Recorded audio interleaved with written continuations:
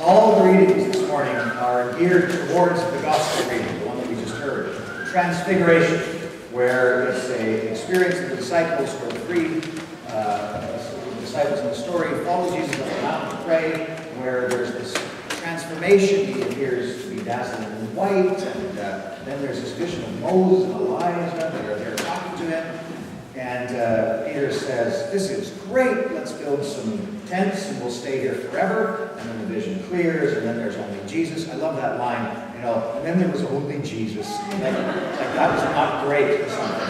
So then there was only Jesus left, and then on the story goes. Now, the important thing about every gospel story is what the meaning of the story is. What is it? The gospels are a love letter from God. So what is God trying to tell us in this story?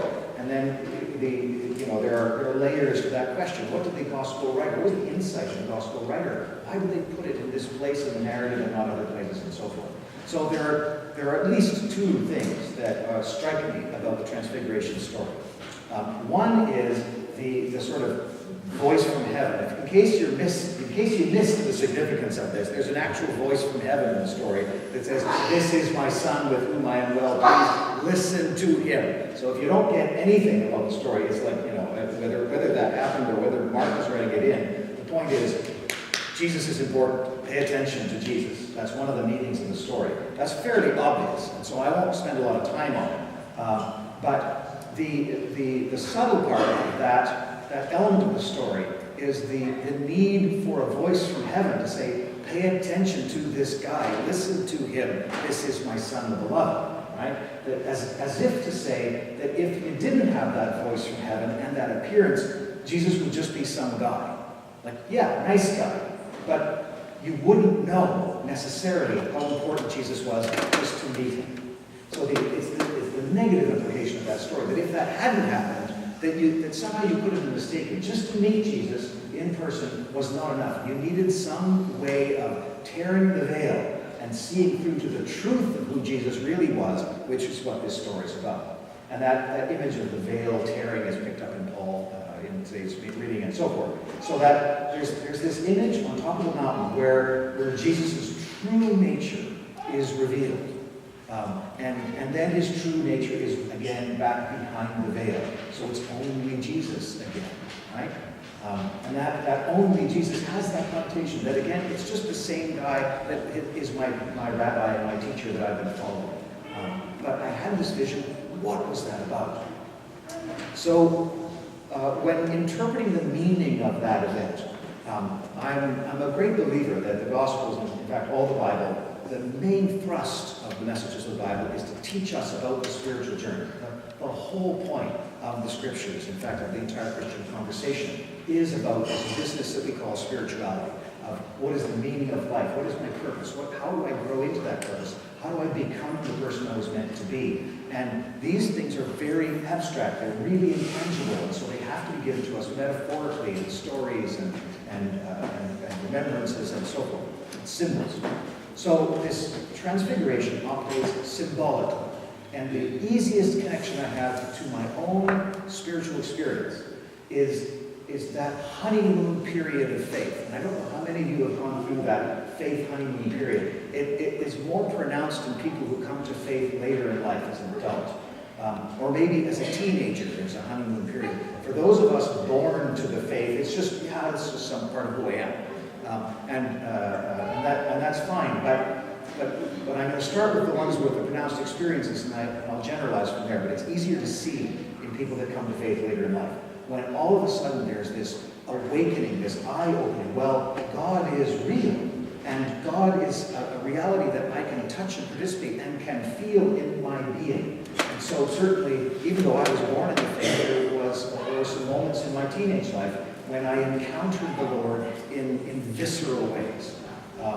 It happened mostly, but not exclusively, in the context of a youth retreat weekend that happened about once or twice a year in the Anglican Church of back in the day. I can say that legitimately. There was a very active youth movement. We had these retreat weekends that were very, very powerful experiences.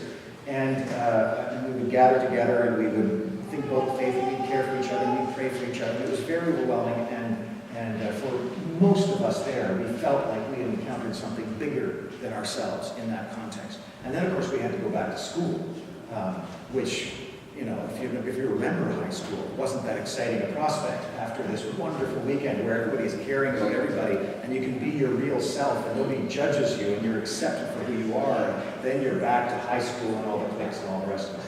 So that moment in that retreat experience was, for me, the equivalent of the come to Jesus moment in people who might identify with the prodigal son, for example, the people who lived a secular or even a wanton and dissolute life and then had a come to Jesus moment. And when your faith is really kindled, whenever that moment is, there is a period of your faith life where you are walking and talking with God. That God is right beside you, and you know God is with you, and God is there. It's like you've pierced the veil.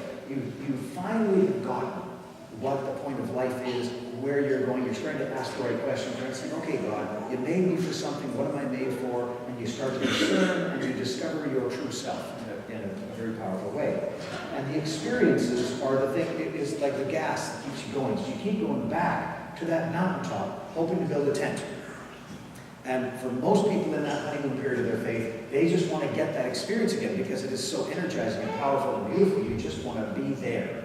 And so for us as teenagers, the way that it worked out for us was that we'd go back to school and we'd just wait till the next retreat weekend. And we'd plan and we'd be calling people and saying, are you going to go? Or, it's going to be awesome. Are you going to be there? And so on. So we would live for these retreat weekends.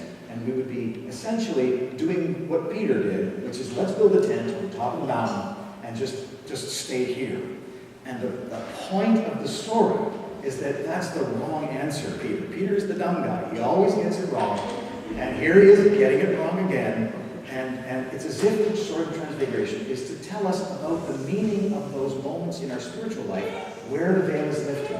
And we feel connected. We feel awestruck by beauty and transcendence and wonder and that encounter with God in all its ways. So, let me just back up a step and say, for those of you that didn't have that sort of dramatic come to Jesus moment in your own history, the once born, as opposed to the twice born, for the once born, it's not a particular moment, it's probably a series of moments that keep you going in your faith journey. There are moments of compassion and joy, and it's the kind of thing where people say, I just looked at the view and I felt God's presence because it was so amazingly beautiful.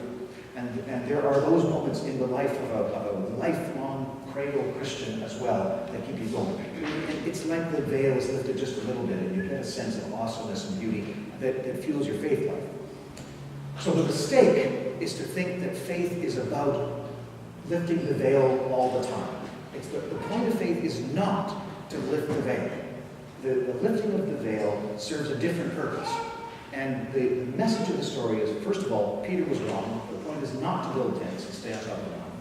And secondly, the story occurs just before the movement into Jerusalem, where Jesus takes up his cross and heads towards the crucifixion. And as the Gospels tell it, he knows what he's doing. He's picking his cross deliberately, and he's heading towards suffering and death. So the Transfiguration happens just before that movement in the Gospels from the teaching period of Jesus to the passion period of Jesus' story. And this is the transition point. So it's like there's a message there that this happens at this particular point for a reason. And that message gets picked up in the lectionary, which is why we always do this story the last Sunday before Lent. Before we start the journey symbolically of taking up our cross and following Jesus and reflecting on questions of suffering and death and pain and sorrow and all that stuff that Lent symbolizes, that like Jesus, for us, we reflect on the Transfiguration before we go on that journey of the cross. And the point is the same. The Transfiguration does something for that journey. And for me, the best answer I've got to that relationship between the Transfiguration and the Lenten or crucifixion journey is that the Transfiguration gives us hope. That having foreshadowed the resurrection with the Transfiguration, when you're in the darkest of the dark valleys on that road to crucifixion and death, you think back to the Transfiguration, you say, that can't have meant nothing. That was about something. I don't know where this is going and I don't like it, But I'm remembering that, and I'm trusting that whatever this is about, it is about something God is doing. And the glory that I experience there is related to this glory that is ahead of us. And gives me hope that there is meaning and purpose to all of this. So that for me is the purpose of Transfiguration. And by extension, that for me is the purpose of those wonderful moments in faith that I have had. There's a crisis in faith for the people that have a come to Jesus moment and have a honeymoon period. And that's when the honeymoon ends, because it always does. And the mistake is to think that you have fallen away from the faith at that point in your life, because that's not true. In fact, what God is doing is taking you back into the journey more deeply. And that honeymoon period itself functions as that transfiguration moment, where the veil is lifted for that period of your life to give you hope and encouragement on the point of the whole thing, which is that journey through death into life.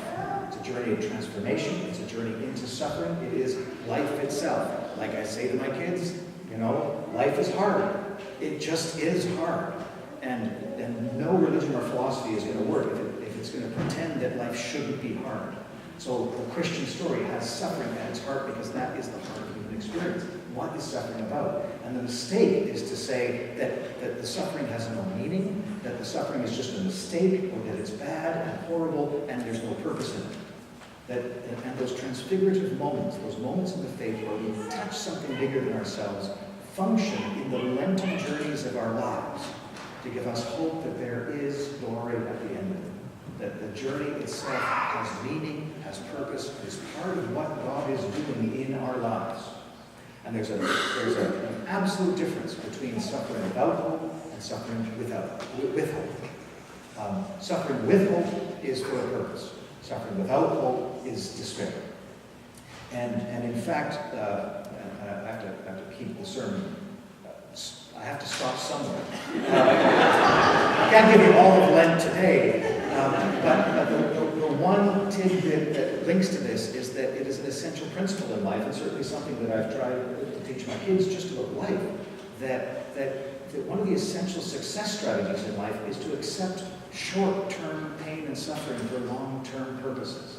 If you live for the now in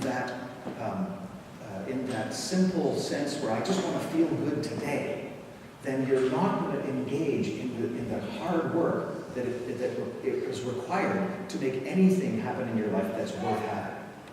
You can talk about a job, you can talk about marriage, you can talk about the kind of life you want to lead. If you make sacrifices with the purpose of the goals to which you're heading, then the sacrifices are all worth it. This is just a universal principle of growing up. But there's this principle that is expressed through the scriptures that this is built into life. This is part of the meaning of suffering in human existence. And the point of the Transfiguration is to remind us that there is meaning to it, even when we can't see it. And so when we're standing at the foot of the cross, looking at Jesus and going, why? This wasn't supposed to happen. This is not how the story is supposed to go. At that moment, we think back and say, but that Transfiguration happened. So I don't get it, and I don't like it, but I'm going to have to trust that this is in God's hands. And that place is a hard place to be, and yet it's the only place we can go at certain points in our life. So that, for me, is the value of Transfiguration, the symbolic meaning of it, and why it is crucial, particularly at this point, as we move from the Epiphany season, the season of enlightenment and learning and growth, to the season of taking up our cross and following Jesus into dark, dark places, wherever they may be in our life. In the name of the Father, the Son, and the Holy Spirit. Amen.